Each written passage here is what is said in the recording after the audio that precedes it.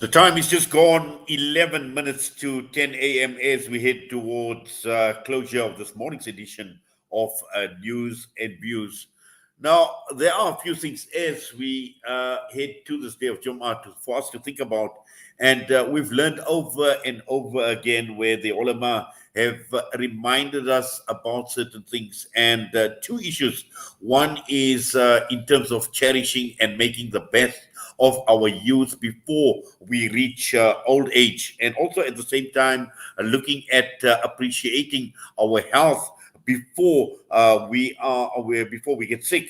Now, the reason why I am raising this issue is we're talking with media, radio, and TV personality Thaakir Dawood, and we've heard about the announcement at the age of 33, a tearful Sergio Aguero who retired from football due to heart problems. And that is the reason why I am raising this issue at the age of 33.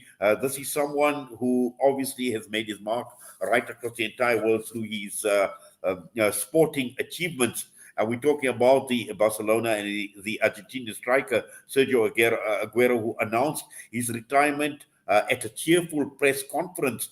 And this is just over a month after he was diagnosed with a heart problem. So, irrespective of who you are, when sickness befalls you, at the end of the day, you can have all the money in the world, you can be the fittest person in the world. And these are lessons for us to take in terms of cherishing our youth, in terms of making the best of our youth, and also at the same time, alhamdulillah, if we enjoy good health, let us look at it as a mercy, as a blessing from Allah subhanahu wa ta'ala. It's a great ni'mah to have, and during the time of our youth and during the time where we enjoy the good health, let us make sure that we make the most of it.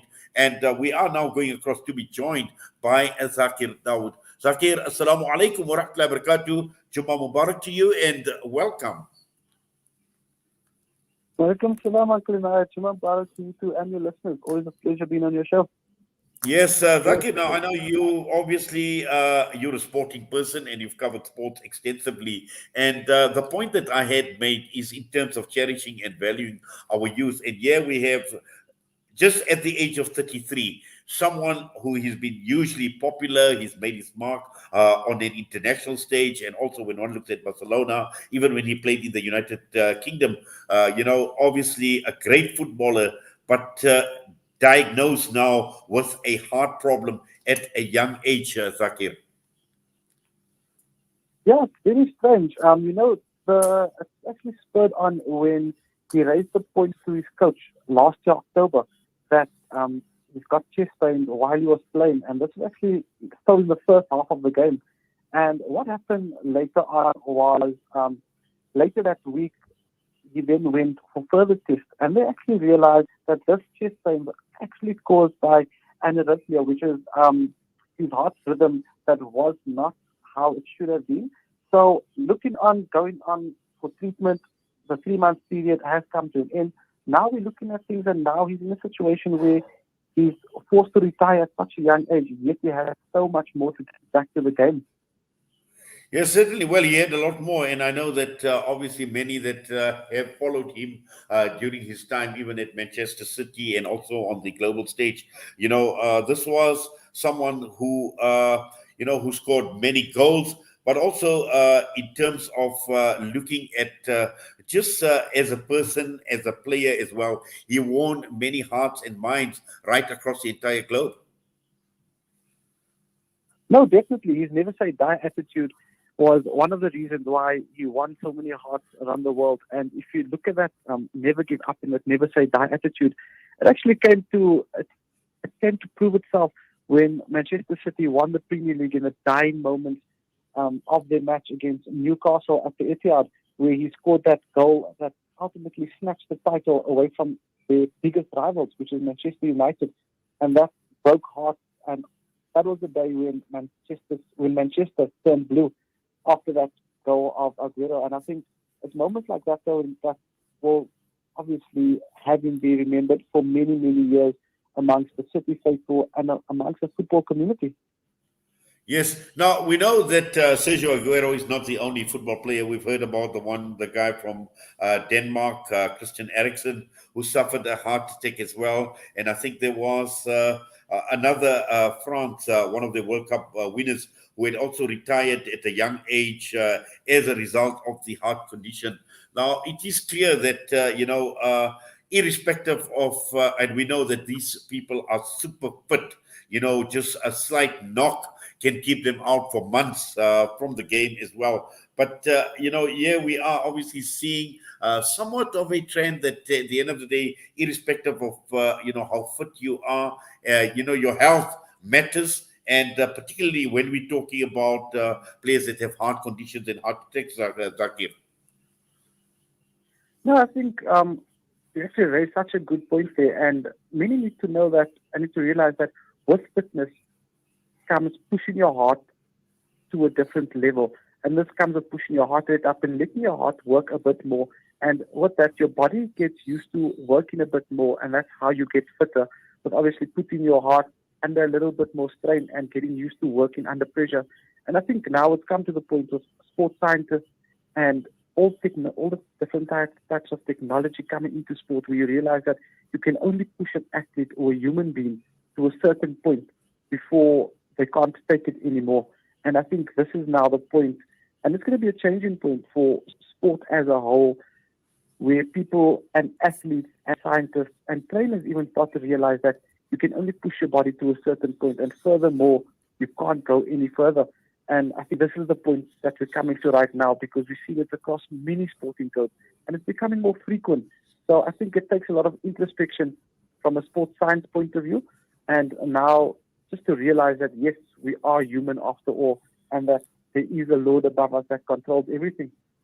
Exactly. And I think this is exactly the point that, we know that sports science obviously has been evolving and developed at a very, very high level. But you make a very, very good point that, above all of that, above what the scientists say, at the end of the day, we are not in control. We are not in control of our health. And that is the reason why I made the point right early as we joined the broadcast with you, that this is something that we need to cherish. We need to value our health. And we're talking at the age of 33, but these are young people. These are people at the prime of their life. And these are people that are on top of the world, for want of a better term, Thaakir. No, definitely. And I mean, with quality of life and a better quality of life comes being fit, being healthy. But the other question comes in. Is there a point where too healthy can work to your own detriment? And this is what it looks like it's been now with athletes. And you'll see a lot of people in the fitness industry starting to have different health scares, not just through their heart, but also other deficits and defects in their body because of living such an extreme healthy lifestyle. I think the balance is being missed. Yes. Now, talking about missed, and obviously Aguero will be missed because he has, as I mentioned, won many hearts around the world. He has been quite an entertainer. And just, Thaakir, your thoughts on his absence from the world of soccer? It's going to be missed. I mean, Barcelona now aren't doing too well in the La Liga, if you look at it, and his presence on the pitch would have definitely helped him get somewhere within the top 5 this year and possibly push to win the league. I mean, so he played such an important role in the Barcelona lineup, and I think he'll definitely be missed. But if you look at the Argentine team, he's going to be missed in that setup. I mean, the Lionel Messi's are now, his career's coming to an end. But if you look at Aguero could have kept the culture and the spirit in that team for the next generation. I mean, at the age of 33, he could have easily went for another 3 years and pass on his knowledge to the next generation and groom the younger strikers coming in. But like we said earlier, with all these memories and moments that Aguero has brought us, I think the main one that we will obviously remember him for was winning the English Premier League title for Manchester City. In the dying moments of that game when he scored that goal. I think that one will definitely go down in the record books. Yes, and we know of the World Cup that is taking place in Qatar as well. Argentina will certainly miss him. No, definitely. But I mean, having him at such a young age, I think if we can look at him in a coaching role, because now he's basically on the same level as the players, I think if he could fulfill a coaching role, he'd be such a good guide and mentor to the younger players right now coming through. Well, Thaakir, Jazakallah khairan for that and for your time with us this morning. We trust and hope you'll have a wonderful Jummah, inshallah. We wish you all the best. Allah grant you a good health and also the strength to continue the wonderful work that you are doing, inshallah. Assalamu alaikum wa rahmatullahi wa barakatuh. Walaikum salam wa rahmatullahi wa barakatuh. Shukran so much for the beautiful du'as. And whatever du'as you made for me, I make the same for you. Have a good Friday further. Very nice.